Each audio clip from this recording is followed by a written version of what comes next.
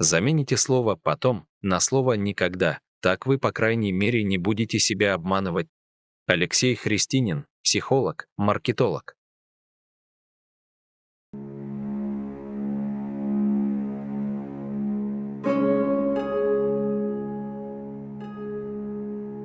Бывают моменты, когда не хочется делать то, что вроде необходимо.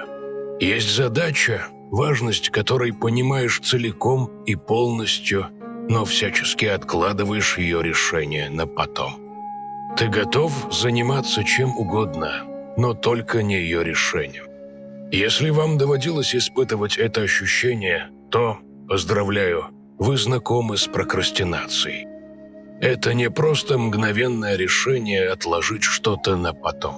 Это своего рода искусство, в котором человек, будучи в состоянии, когда предстоит сделать какие-то важные дела, вместо этого находит занимательные отговорки и увлекательные способы отклониться от них.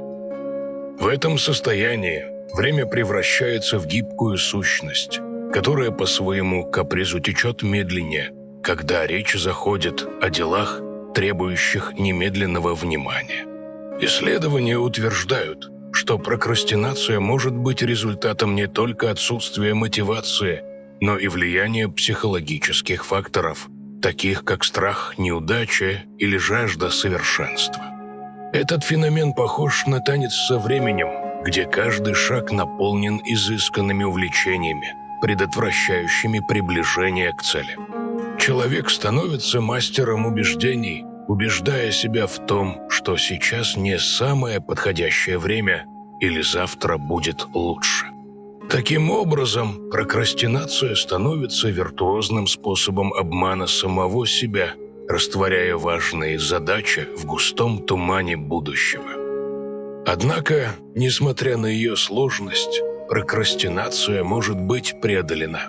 Разобравшись в корнях этого явления и осознав, что время – самый ценный ресурс, можно начать возвращать контроль над своим распорядком дня и принимать вызовы смело, не позволяя им ускользнуть в водоворот отсрочки. Вот вам 3 совета, которые помогут бороться со столь неприятным явлением. Откажитесь от тех заданий, которые кажутся такими важными, но на самом деле таинственным образом остаются вечными жителями вашего списка дел. Постоянное откладывание этих задач может быть скрытым сигналом, что, возможно, они вовсе не столь значимы, как они представляются.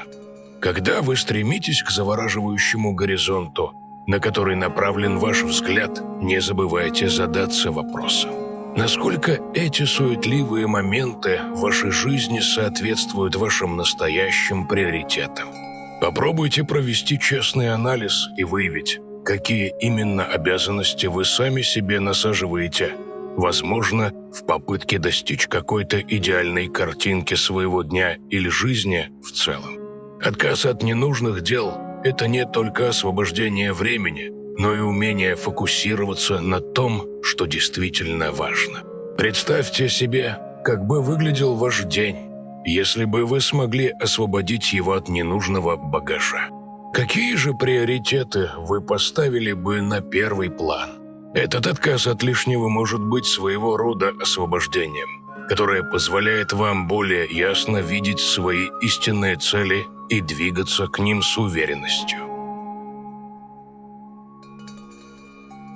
Вступите в бой с хаосом, составив детальный план действий. Создайте свой собственный список дел, который станет вашим гидом по преодолению повседневных вызовов. Но не просто напишите задачи, дайте им четкое время исполнения. Здесь важно помнить о магии мелких побед. Начинайте с них. Маленькие дела, кажущиеся на первый взгляд ничтожными, на самом деле являются секретными ингредиентами успеха. Они своего рода быстрые победы, которые добавляют энергии и мотивации. Поэтому, когда вы создаете свой список, уделяйте особое внимание мелочам. Отправить электронное письмо, сделать короткий звонок или даже просто вымыть посуду Эти небольшие шаги помогут вам вступить в ритм продуктивности. Однако не забывайте о крупных целях. Разбивайте их на более мелкие части, чтобы сделать их более управляемыми. Это как строительство моста. Вы не сразу перепрыгиваете на другой берег, а укладываете каждый камень тщательно, заботливо и с определенным дедлайном. Так что для каждого этапа вашего грандиозного проекта установите свой собственный срок, чтобы следить за прогрессом. В результате ваш список дел станет не только инструментом организации, но и искусством достижения целей. Следуйте за своим планом, преодолевайте мелкие задачи и шаг за шагом воплощайте свои большие мечты в жизнь. Развивайте силу воли.